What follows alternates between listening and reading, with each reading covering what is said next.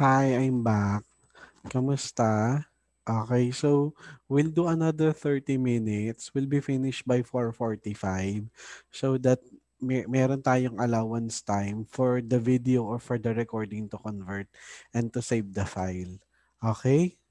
So, ganun.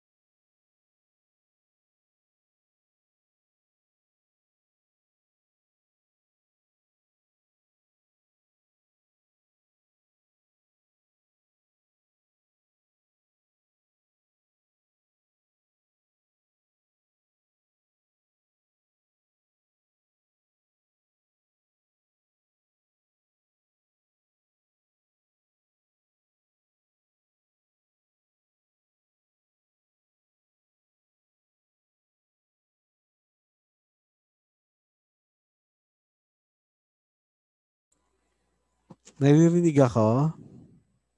Naririnig na ako? Yes, sir. Sige. Continue na lang natin yung Opo, sir. discussion. We'll be finished by 4:45. We'll try to finish everything by 4:45 so that I will still have time to download our recording. Kasi tinatapos ko ng maaga kasi yung recording nung subject natin, ano yon nagko-convert pa siya. Inaantay ko pa siyang mag-convert. Okay? So,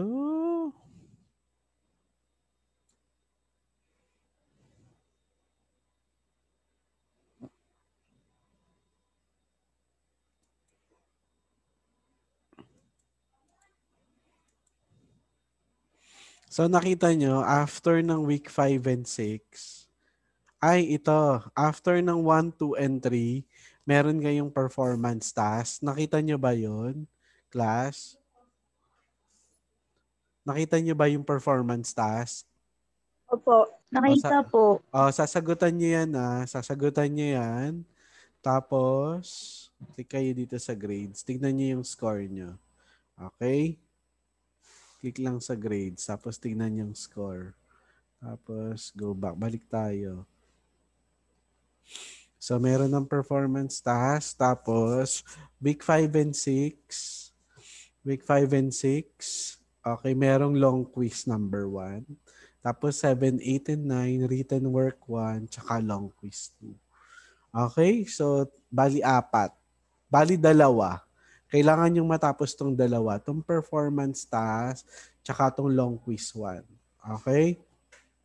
Tong long quiz 1. Tatapusin natin tong 5 and 6 hanggang sa isang linggo. Kasi hanggang next week pa tayo eh. Hanggang 22. Hanggang 22 pa tayo. Okay?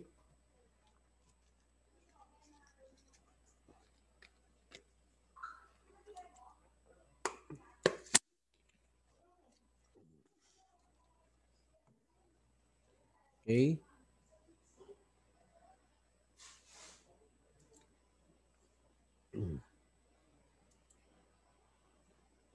Okay, I'd like you to listen to the presentation.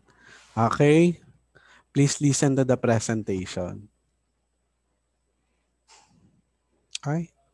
This is not a presentation. This is just a slide. Okay?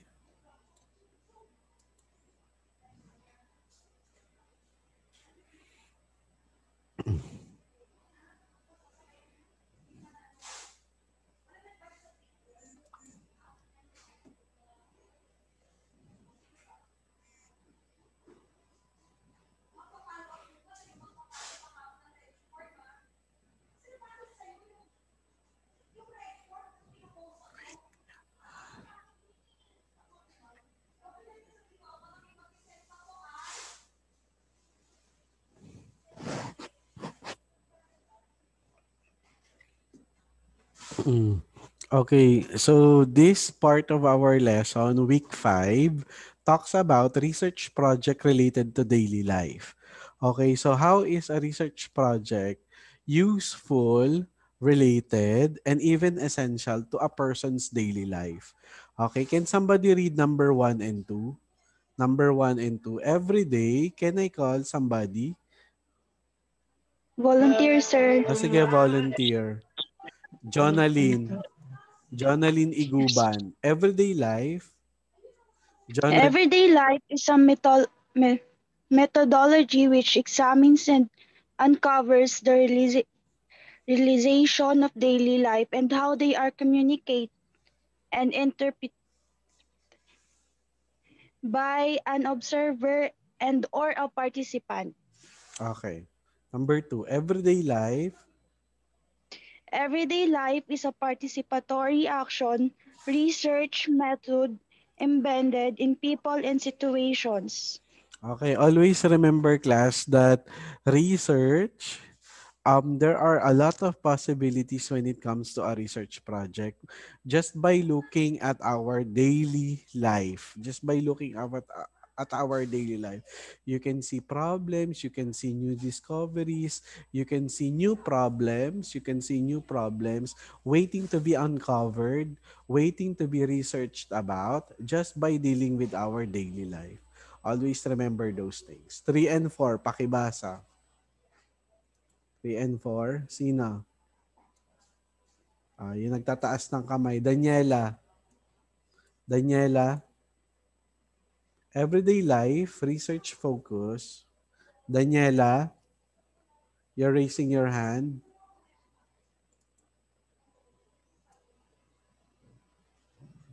Anybody?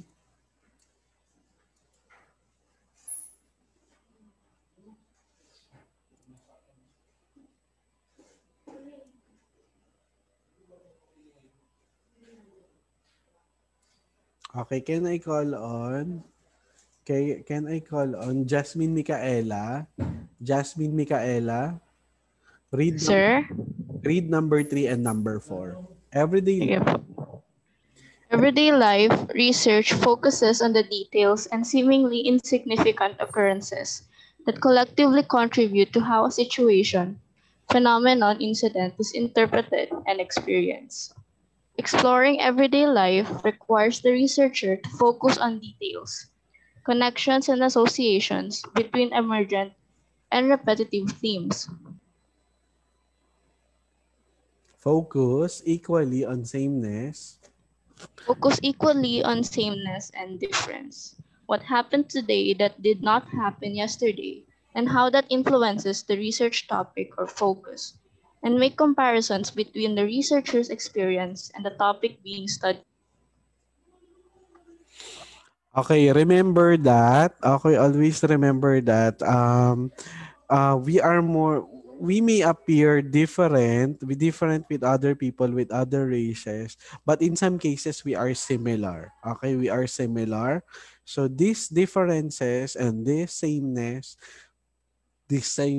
can be an influence on possible research topic that we may have in the future. Okay, always try to remember those things. Okay, next. Yung pagkakaiba at pagkakapare-pareho natin, this will influence or nakakaapekto ito sa mga research project na nangyayari ngayon sa bansa, sa ating mundo ngayon o sa ating community. Next. Pakibasa nga.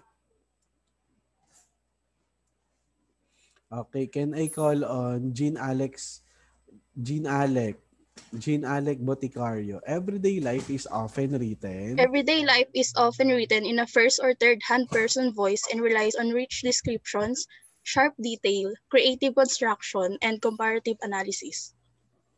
Next. This approach. This approach is useful in analyzing qualitative data because it requires the researcher to consider and negotiate ubiquitous themes that occur in everyday life from work to play. Okay. And last one, ito tapusin mo na.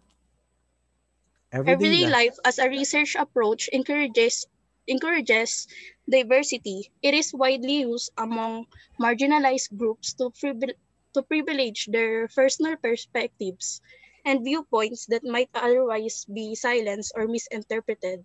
Okay. So always remember, class, that we the planet or the world that we are living in, including the community that we are living in, are so diverse. When we call about it's diverse and it is complex, there are a lot of things that needs to be discovered. Why is that? Ba't hindi pa naiimbento yung gamot sa cancer? Bakit hindi pa naiimbento yung gamot sa HIV or sa AIDS? Bakit there are still lot of people suffering from different diseases? Okay, always remember those things that everyday life is a research approach that encourages diversity. Okay? So, magkakaiba man tayo, magkakapareho tayo sa ibang bagay, magkakaiba tayo sa ibang bagay. These things are what? Okay, these things can be studied under research. Okay, purpose of the research title. Purpose of the research title. Anybody? Tawag naman tayo ng lalaki. Si John Dave Gueco. John Dave. Okay, how important is a research title? John Dave. John Dave. John Dave Gueco. Okay, we have Kaito Sato. Kaito. How important is a research title when doing a research? Okay, it's Kaito. Anybody? Okay. Sir, hello, sir. Ano po yun, sir? Sorry, nakatulog. The title embodies The title embodies substantive words or keywords or phrases that phrases that describe one research study. Ito and pang isa, sir. the title must The also. title must also reflect the variables under study. Okay,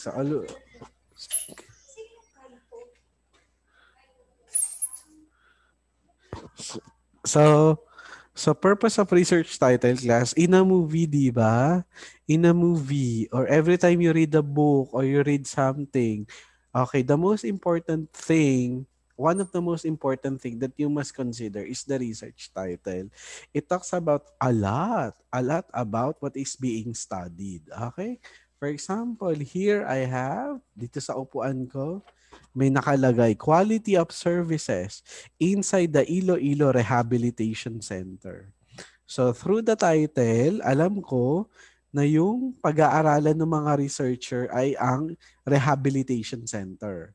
Saang rehabilitation center? Sa Iloilo. Okay, rehab sa Iloilo. Ano naman tungkol sa rehab sa Iloilo? Quality of services. O maayos ba ang pagpapatakbo ng rehabilitation center? Quality of services inside the Iloilo Rehabilitation Center. Okay, so that's it. That's how important the title is. It tells us what variables are being or understudied. Okay, variables, these are the factors. Okay, facts which are involved in what? In doing the research project.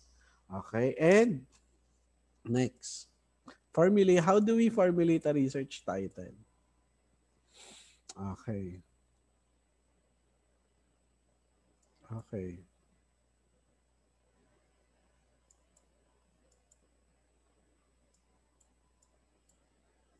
Okay.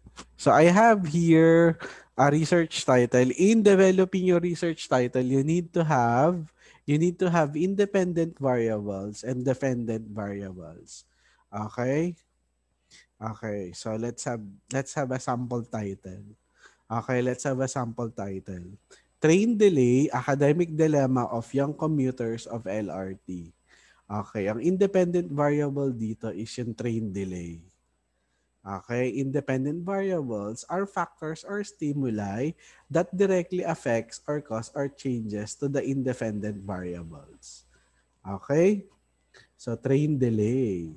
So, ang dependent variable natin dito is academic dilemma of young commuters of LRT. O yung mga pumapasok sa school, yung mga sumasakay ng LRT, nagkakaroon ba sila ng problema? Okay. So, ang independent variable natin dito, yung pagka-delay ng train. Okay, yung pagka-delay ng train, yung dependent variable natin, okay, ang dependent variable natin nakadepende siya, nakasalalay siya dun sa train delay ay yung pagkakaroon ng problema or academic dilemma ng mga nagko-commute na mga estudyante. Okay. So ang title natin, Train Delay, Academic Dilemma of Young Commuters of LRT. Sige nga. Do you have any idea on how can you do this research? How can you do this research? Do you have any idea, class? Paano? Paano malalaman? Do you have any idea how can we conduct this research? Paano ma-measure yon? Anong gagamitin natin? Quantitative or qualitative? Anybody? Anong gagamitin natin? We will be doing, nandyan pa ba kayo? Hello? Opo, sir. Ba't si Kaito na lang yung sumasagot? Yes, sir. Andyan pa Nandito po kayo? kami, sir. Sige. Opo, Okay. sir. Ang tanong ko, what possible research method can you do in order to measure the academic dilemma of young commuters of LRT? My question is it quantitative or qualitative? Kapag academic dilemma, academic problems of young commuters of LRT1. Ano? Is it quantitative or qualitative? If it's more on experience, based on experience, your facts will be based on experience. It is qualitative. Okay, qualitative qualitative. Next, selfie. The status quo of millennials in the Philippines. Okay. The status quo of millennials in the Philippines. Ang independent variable natin dito is selfie. Selfie, pag si selfie, 'di ba when you take a picture of yourself using your cell phone, that is a selfie. Ano naman yung dependent variable? Yung nakadepende sa selfie. Okay, the present situation or the status quo of millennials in the Philippines. Okay. Remember these things, independent and dependent variables in constructing or in formulating your research title. Okay, may tanong? May tanong? Okay, let's continue. Last 10 minutes na lang tayo. Okay.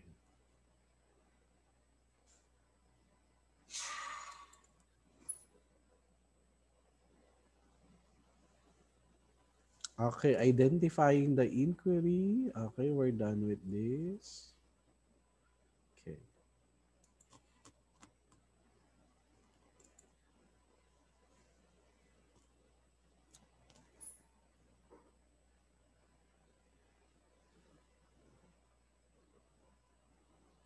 Tapos na tayo dyan. So, you can ask yourself 4 questions. You can ask yourself 4 questions on how you can what? On how you can do your research. Okay? You can ask yourself what would be the purpose of your research? What's the reason why are you doing the research in the first place? Okay? So our perspective is our what? Is our daily life.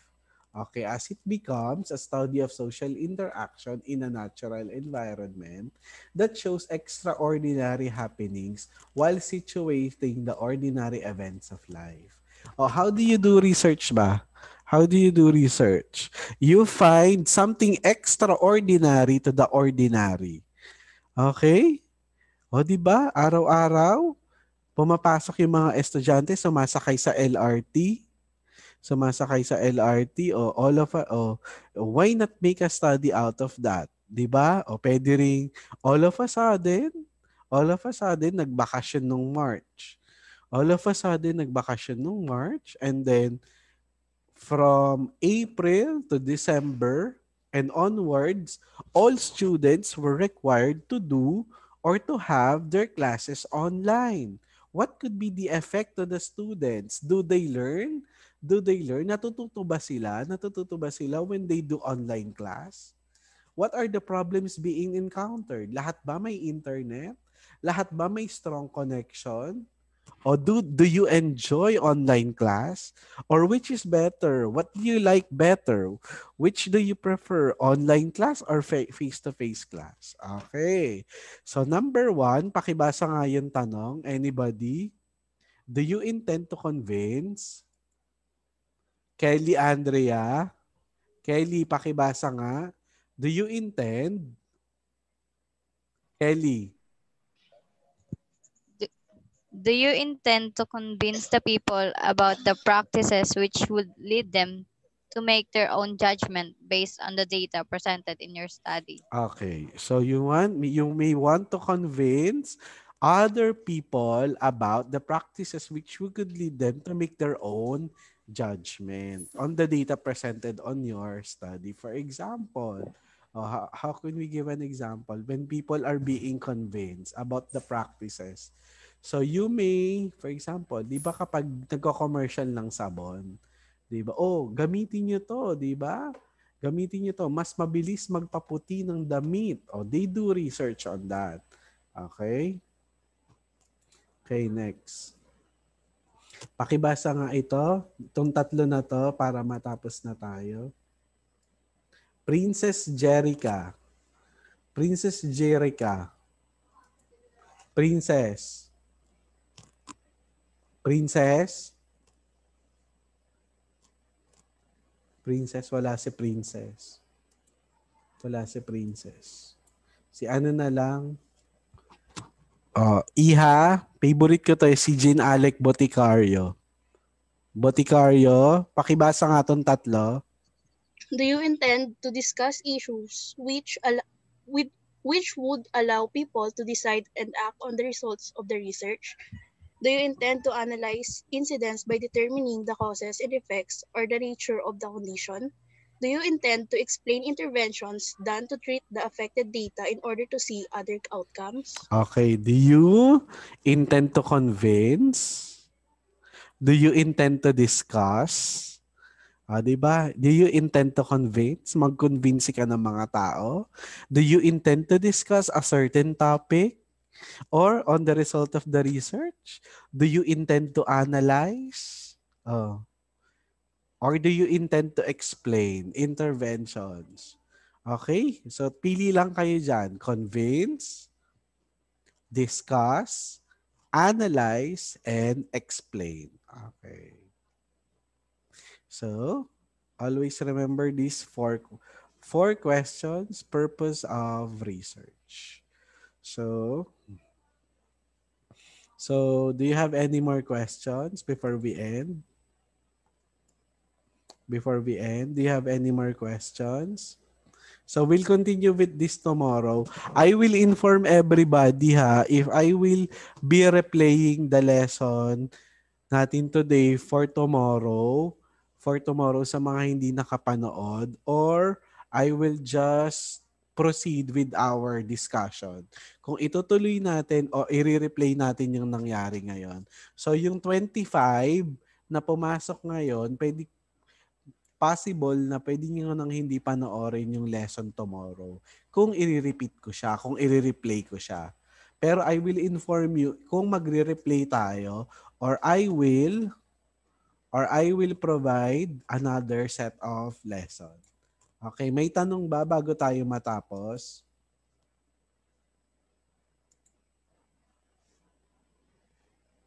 Okay, may tanong ba? May tanong ba? Thank you dito sa 25 na pumasok today. Okay. Si Kelly Drew. Si Kelly Drew hindi maka-join. Sige, let us see each other again tomorrow. Let's see each other again tomorrow. Let's call it a day, everybody. See you again tomorrow. Bye-bye. Bye-bye po, sir. Bye-bye. Bye, sir. See you again Bye, sir. tomorrow. Bye, sir. Bye-bye. Bye, Bye, sir. sir. Bye-bye. Bye. Bye.